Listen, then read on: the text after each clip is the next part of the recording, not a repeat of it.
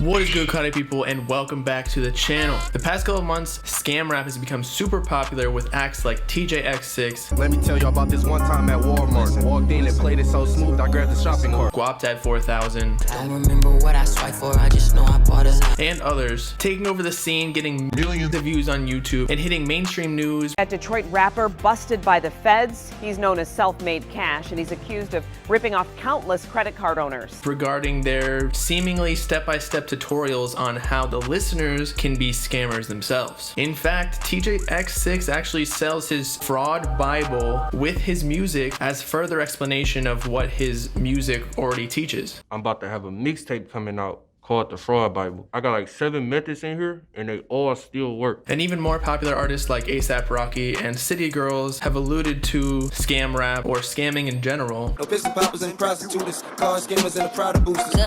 Fucking on the scamming ass, rich ass nigga. Confirming how large the scam industry is nowadays in the digital era. So there's no wonder why so many people like scam rap, because it's almost like more than just enjoying the music, but also learning a new skill that's gonna make you money, and who doesn't like money? So that they theoretically can buy whatever they want. Living the dream. Let's talk about it.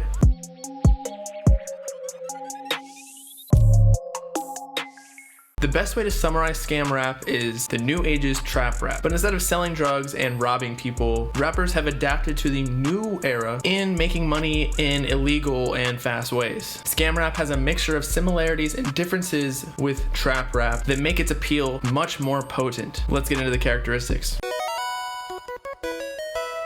Firstly, scam rap is just much more relatable, with selling drugs and robbing people becoming more and more risky due to law enforcement cracking down, as well as just advanced surveillance. I mean, people are getting tracked by their phones nowadays, so scamming has emerged as a much safer alternative and quite possibly more realistic. According to Teejayx6, you actually have a much higher chance of losing your life out on the streets than scamming and doing credit card fraud. It's a lower chance of you risking losing your life doing the scamming shit than losing your life selling dope and all that bullshit. I mean, he's right. Scamming can be accomplished in the comfort of your own home while you're like playing video games or something, or whatever you do at home. But as Guapdad 4000 said, We in the house. I'm watching Courage the Cowardly Dog committing fraud. you'll just be chilling in your house, all the while making thousands of dollars, seemingly doing nothing, instead of being on the block, peeking around the corner every 10 seconds for a cop car, or the ops who are also trying to make a bag from drugs or whatever people do nowadays. Additionally, anyone, and I mean literally anyone with an internet connection, can access the dark web just by downloading the Onion browser, and maybe buy a VPN as well to be a little bit more safe, and you can start your own fraud house today. Whereas trapping and robbing, not everyone knows a plug, so they can't get into the business whenever they want. Again, all you need is an internet connection and or a phone, and you can go to your local McDonald's, connect to free Wi-Fi, and do your thing. Another reason scam rap is more appealing is that the act of scamming seems a lot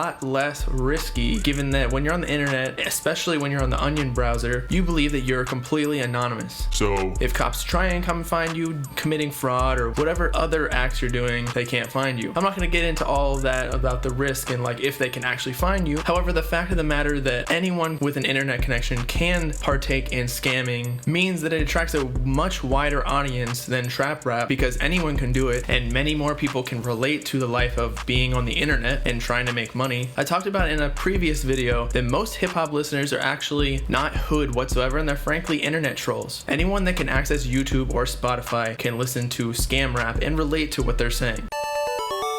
The second reason that scam rap has become so much popular, I believe, is that it is an appealing source of education rather than just music. The biggest complaint in the US education system is that people aren't actually learning how to make money. They're just learning how to do very specific skills and how to work for the big boss or in a company. Scam rap fills this gap. Rappers seem to be giving blatant tutorials step by step on how to commit credit card fraud or create a website on how to scam thousands of people trying to buy a product just to get their information or access the dark web. And all these people listening aren't just there for the music, because frankly, Teejayx6 on his songs don't even rhyme. He just moves on to the next step. Too hot to take the freeway, we took the back street. I'm lucky we didn't get caught on our way to the phone. Walking smooth, I gotta go through these same steps. But nobody cares because he's telling them some actual productive information. The additional value gives the song replay value and actually demands much more attention to detail detail while listening, similar to a podcast or a lecture. Scam rap actually has substance in the songs, which has been a huge complaint in the hip-hop community for the past decade. So it not only fulfills the sense of enjoyment while you're listening, but it also gives you information in a much more appealing way than school, especially when it's talking about money, because who doesn't like learning about how to make money? Money is essentially power, and it makes it seem so easy and come so quick. A get-rich-quick scheme. If you think about it, scam rap is kind of like the pyramid scheme that one dude who has like a Corvette or something gathers a bunch of people in one room and tries to tell them that if you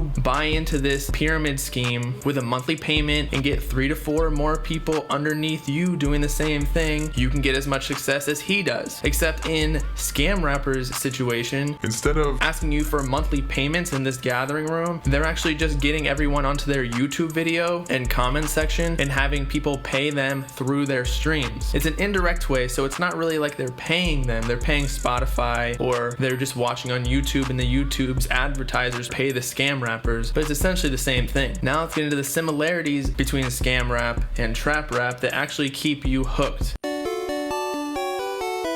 The similarities between scam rap and trap rap are pretty much the essence of just a lot of hip hop music in general, where they have lyrics that talk about getting money and buying expensive things. And many of these illegal things are bought through illegal methods, which not only sets off an envy sense in the listener's mind because they think that the scam rapper or the trap rapper is a boss for getting money this way, but it also lets the listener know that the rapper is rebellious and kind of has like a cool factor to it. Whereas they actually do the things that they're rapping about that most people aren't willing to do in their lives to get the bag. Additionally, a common factor in trap rap that brings it to the next level is the storytelling. If we look at Notorious B.I.G. or Biggie Smalls, whatever you want to call him, he has the 10 crack commandments, where he's talking about the commandments of selling dope or selling crack. And the reason this song is so good is not only because it sounds good, but it also tells a story and preaches values. Scam rap just takes this to the next level, in which it gives you a complete tutorial in a not even rap way, because Teejayx6 is pretty much just talking. Again, he's not even rhyming, but that doesn't matter. If people are listening, he's making money off it. It doesn't even matter if it sounds good. I'm pretty sure the only reason that he's making these songs that teach people is to make money off of it, but since it's a song, it can't necessarily be used against him in court as easily as if he was making a lesson or if he was making a podcast out of it. Don't quote me on that, because it still can be used against him, but just in a different way. Also, success in scamming is based upon being ahead of the curve. Credit cards and other transactions have security systems built in place, so a scammer has to be one step ahead in technology to be able to beat this security. So this kind of means that scammers are smart and or business savvy, kind of like trap rappers try to act like they are, because they're making money whether or not it's illegal. And finally, having money in combination with all of the other things that rappers talk about in their songs, like women, living a risky lifestyle, and again, money, checks off every single thing on the list for what a man desires in life. And with scam rap being much more relatable than trap rap, it just reaches a much wider audience, and that is why scam rap is becoming so popular nowadays. Trap rap, in my opinion, is becoming much more corny because not anybody actually lives a life anymore, other than a few rappers like NBA Youngboy or Kodak Black. But you see where that's getting them: in jail. And with that concludes my video on why scam rap has become so much popular nowadays. Peace out, guy people. You know what I'm saying?